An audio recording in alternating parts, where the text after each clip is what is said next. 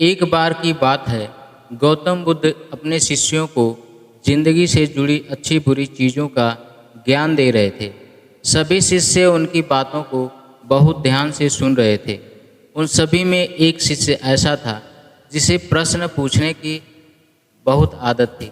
वो उठकर गौतम बुद्ध के पास गया और उनसे बोला, आप हमें जिंदगी के बारे में जो कुछ सिखा रहे हैं उस सब का क्या फ़ायदा, क्योंकि हम में से बहुत से बच्चों को ये भी नहीं पता कि हमारे जीवन का मूल्य क्या है और ये जीवन हमारे लिए कितना कीमती है। पहले आप हमें ये बताइए कि हमारे जीवन का मूल्य क्या है। अपने शिष्य की बात सुनकर गौतम बुद्ध अपने कक्ष में गए और एक चमकता हुआ पत्थर का टुकड़ा लेकर आए।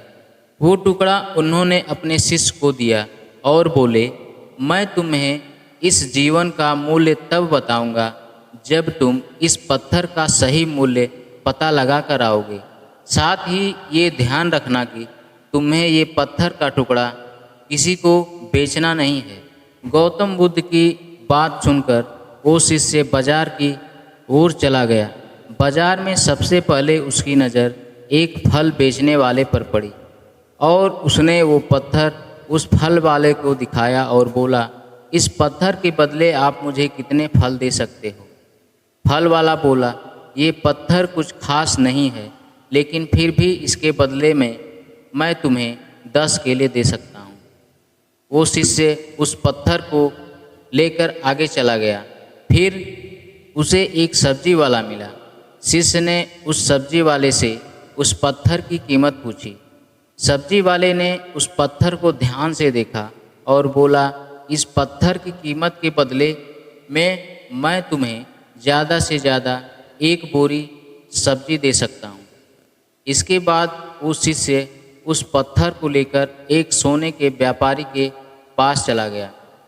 उस पत्थर के टुकड़े की चमक देखते ही उस सुनार ने उसकी कीमत 100 सोने के सिक्के लगाई। शिष्य ने वो टुकड़ा बेचने से मना किया तो वो सुनार उसके बदले 200 सोने के सिक्के देने को भी राजी हो गया, लेकिन शिष्य ने वो पत्थर नहीं बेचा। इसके बाद वो शिष्य एक हीरों के व्यापारी के पास गया और उनके सामने उसने वो पत्थर के टुकड़े को रख दिया। उस पत्थर को देखते ही हीरे का व्यापारी साफ कपड़ा बिछाया, उस पत्थर को उसके ऊपर रखा, फिर उसकी परिक्रमा की और हाथ जोड़कर उस पत्थर को कपड़े में लपेटते हुए बोला, तुम जिसे मामूली पत्थर समझकर उसकी कीमत पूछ रहे हो, असल में ये एक बेशकीमती रूबी है। ऐसा रूबी हर किसी को नहीं मिलता। मैं अगर अपना सब कुछ बेच भी दूं तो भी इसकी कीमत नहीं चुका सकता। उस व्यापारी की बातें सुनकर वो शिष्य हैरान हो गया। वो दौड़ा दौड़ा सीधा भगवान बुद्ध के पास आया और उन्हें जो कुछ भी बाजार में हुआ वो सब बताया। उसकी अचरज भरी बातें सुनकर गौतम बुद्ध बोले, तुम्हारे सवाल का जवाब भी इसी रूबी की कीमत में ही छिपा है। हमारा जीवन भी एक रूबी है। रूबी की तरह ये भी बेशकीमती है, लेकिन हम इस बात को हमेशा नज़रअंदाज करते हैं और अपने जीवन का मूल्य नहीं समझते। हम दूसरों को देखकर और उनके जैसा जीवन जीने की कोशिश में अपने जीवन की कीमत को कम कर देते हैं।